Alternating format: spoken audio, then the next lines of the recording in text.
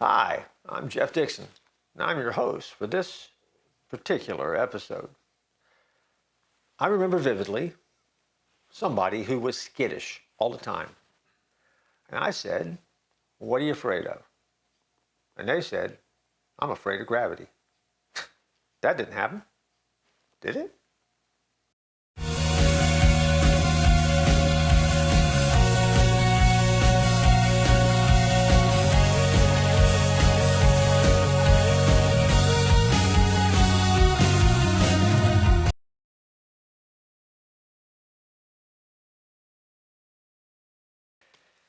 Believe it or not, that question and the answer, being afraid of gravity, it kind of made me laugh. I'll admit, I guess I'm a horrible listener, or maybe I'm too good of a listener, because I chuckled, because the audacity, you're afraid of gravity? Gravity is everywhere. Gravity works all the time. But believe it or not, some people live with something called barophobia. I would think that's a fear of being eaten by a grizzly bear, but it's not.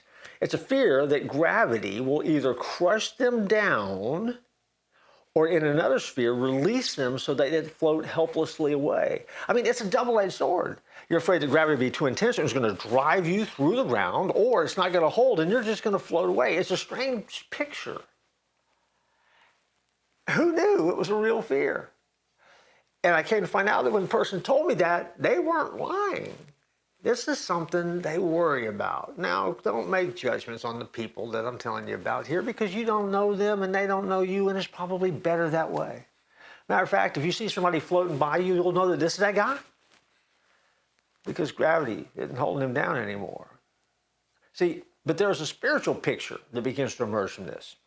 Because on one hand, there are people who fear the pressure of life, responsibility, failure, sins will press them down so hard that they're going to be crushed under the weight.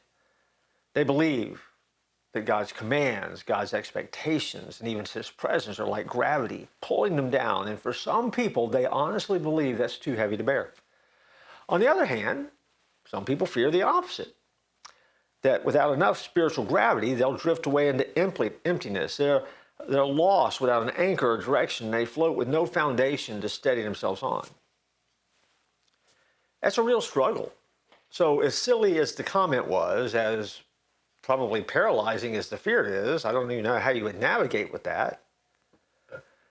But the spiritual side of that reminds us that God's grace is the perfect gravity. It doesn't crush us, and it doesn't let you drift away. Instead, His grace is what holds us in balance, giving weight to your steps, and it grounds your soul. Jesus said in John 10:28, "No one will snatch you out of my hand." That's God's way of saying to you, loosely translated, you're secure, you won't be crushed, you won't float away, I'm holding on to you. Which is what I shared that day with the guy who made the statement he was afraid of gravity. So if you're trying to figure out what it all means, fear causes us to misunderstand God's gravity. His presence in your life doesn't destroy you, and His presence never abandons you. It steadies you, it grounds you, it keeps you exactly where you need to be. God's grace is not a crushing weight, it's a steadying force. Without God, life feels like zero gravity. You just drift. With Him, you're grounded and you have a purpose. Fear will cause you to misunderstand God's pull. He's not trying to push you down. There are some moments where He's trying to keep you from floating away. And so think of it this way. Gravity has something called grace. And grace becomes the gravity of our soul. It holds you without hurting you, and you'll be okay. And so, believe it or not, one man's fear becomes an episode of the church at 434 Motion. Surely, no one else thinks that. Or maybe they do. I look forward to joining you next time.